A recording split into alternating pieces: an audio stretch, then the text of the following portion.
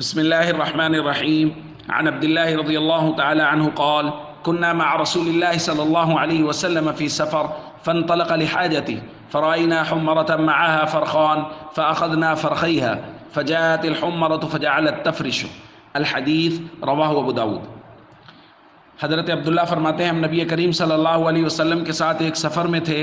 آپ اپنی ضرورت کے لیے تشریف لے گئے. ہم نے ایک چڑیا کو دیکھا جس کے ساتھ اس کے 2 بچے ہیں. ہم نے اس کے 2 بچوں کو پکڑ لیا. چڑیا آئی اور وہ زمین پر اپنے پر بچھانے لگی. فجاء النبی صلی اللہ علیہ وسلم فقال، اسی دوران حضور علیہ الصلوۃ والسلام تشریف لائے. چڑیا کی بے قراری کو دیکھا. فرمایا: من فجع هذه بولدها، کس نے اس کے بچوں کی وجہ سے اس کو بے قرار کیا ہے. ردوا ولدها الیہا، اس کے بچے فوراً اس کو واپس کرو. ورأى قریۃ نمل، حضور علیہ الصلوۃ والسلام نے چیونٹیوں کی ایک بل کو دیکھا. قد حرقناها، جس کو ہم نے جلا دیا تھا. فقال، حضور نے فرمایا: من حرق هذه، کس نے جلایا اس کو. قلنا نحن، ہم نے کہا ہم نے. قال: انه لا ينبغي ان يعذب بالنار الا رب النار، حضور نے فرمایا آگ سے عذاب دینا آگ کے مالک کے سوا کسی کو زیب نہیں دیتا. دوستو، اس حدیث میں 2 مسئلے بیان ہوئے. ایک تو یہ کہ آگ کے ساتھ جلانا کسی بھی چیز کو جائز نہیں. وہ چاہے جتنی بھی تکلیف دینے والی چیز ہے اس کو آگ سے نہیں جلا سکتے. ہمارے ہاں تو انسانوں کو آگ میں جلایا جا رہا ہے. انسانوں کو، مسلمانوں کو آگ میں جلا رہے ہیں.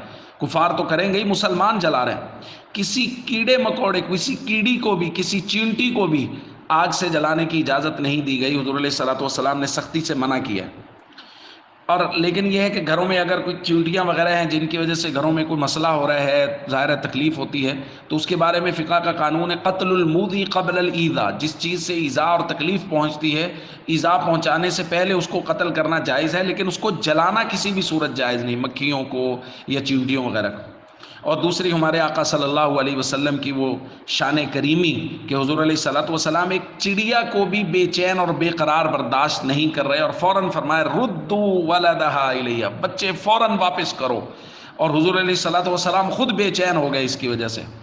یہ درس ہمیں ہمارے آقا نے دیا. اور ہم کیا کر رہے ہیں؟ ہم تو انسانوں کو بے چین کر رہے ہیں. لوگوں کے بچوں کے گلے کاٹے جا رہے ہیں، لوگوں کے ساتھ بدتمیزیاں، بد اخلاقیاں، تہمتیں، بہتان باندھے جا رہے ہیں لوگوں پر. تو ان سب چیزوں سے توبہ کریں. آپ اپنے آقا حضرت محمد کریم صلی اللہ علیہ وسلم کی سیرت پر عمل کریں کہ آپ تو چڑیا کے بچوں کو اور چڑیا کو بھی بے چین اور بے قرار نہیں دیکھ سکتے تھے. السلام علیکم ورحمۃ اللہ وبرکاتہ.